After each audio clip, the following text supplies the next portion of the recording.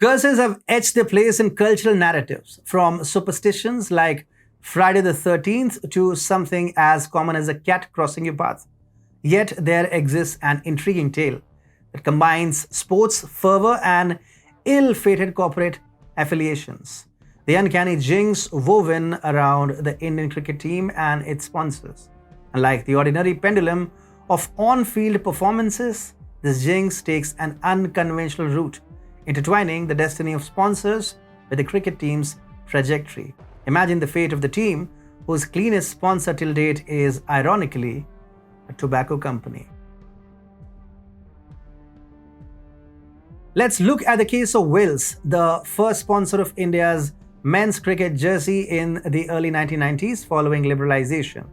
Following India's sponsor-free stint in the 1992 World Cup, Wills stepped in, becoming the official sponsor of the Indian cricket team. In fact, during the early 90s, Wills had such clout that they even sponsored an entire Cricket World Cup in 1996, the only other tobacco company to do so after Benson and Hedges in 1992. Before ICC took over the sponsorship in 1999, the Cricket World Cup had seen all kinds of sponsors, ranging from insurance companies like Prudential to tobacco companies like Wills and Benson and Hedges.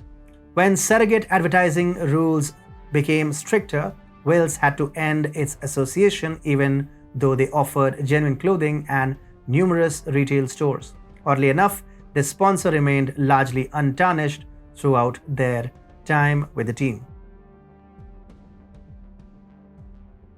Prior to Sahara's involvement, multiple companies experimented with cricket sponsorship, including Coca-Cola and ITC. However, none left a lasting impact until 2001 when Sahara arrived on the scene. In 2001, Sahara India stepped in as a sponsor, aligning with the remarkable ascent of its patron Subrata Roy, known as Sahara Shri. This dynamic pairing added allure to the sponsorship. Beyond cricket, Sahara also supported hockey teams and Bangladesh's cricket team briefly. For more than a decade, Sahara was not just a sponsor, it was an identity stamped with the Indian cricket team. Beyond the region of cricket, Sahara also tried their hands in other professional sports, from becoming the official sponsor for Force India Formula One racing team to buying an IPL team of their own. Unfortunately, allegations against Subrata Roy's finances that exploded in 2013 led to a tragic downfall, shattering the once ascendant journey of the partnership. Star India, a major media company, used to sponsor the Indian cricket team for a long time. But things changed when Disney took over Star India. It was during the same year Foxstar was acquired by Disney.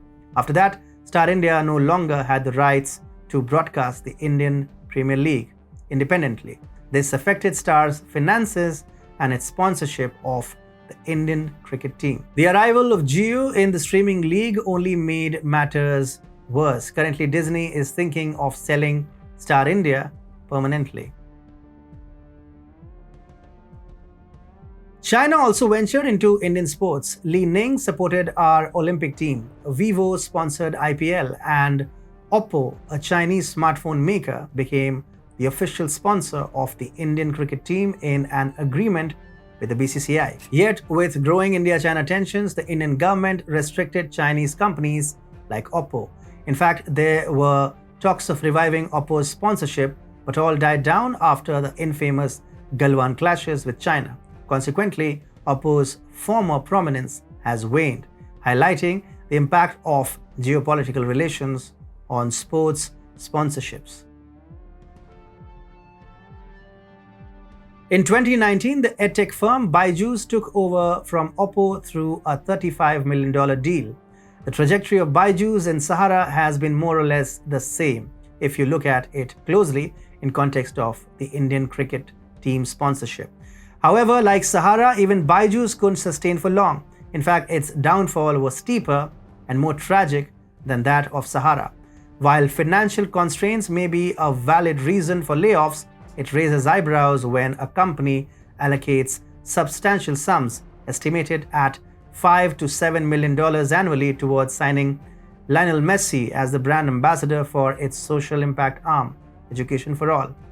Yes, that oft-quoted Nero played the fiddle while Rome burnt actually turned real for BYJUs. However, even the image of Messi couldn't save the sinking fortunes of BYJUs. Subsequently, due to consistent losses, BYJUs decided not to extend the sponsorship agreement. Presently, BYJUs faces numerous challenges, including the resignation of auditors and 3 board members, along with significant delays in financial reporting. We've not even begun with the impending government inquiries yet. Fantasy sports platform Dream11 stepped into the sponsorship realm by clinching title sponsorship rights for the IPL and even securing jersey sponsorship rights for the Indian cricket team. Yet, the Indian government's decision to impose a substantial 28% GST on fantasy sports platforms, including Dream11, has raised a financial hurdle. This imposition may potentially influence Dream11's ability to maintain their sponsorship commitment to the Indian cricket team in the long run. The introduction of this tax has introduced an element of uncertainty in Dream11's role as a sponsor, throwing into question the continuation of their support to the cricket team. Harish Bijur, an expert in brands, notes that India has a strong belief in superstitions, even among politicians, sports figures, and celebrities. He believes that brand superstitions might come true. On the topic of the cricket jersey jinx, Bijur says the first time could be chance, the second coincidence, the third a pattern, the fourth a sign. This holds true for Indian cricket team's sponsorship jinx as well.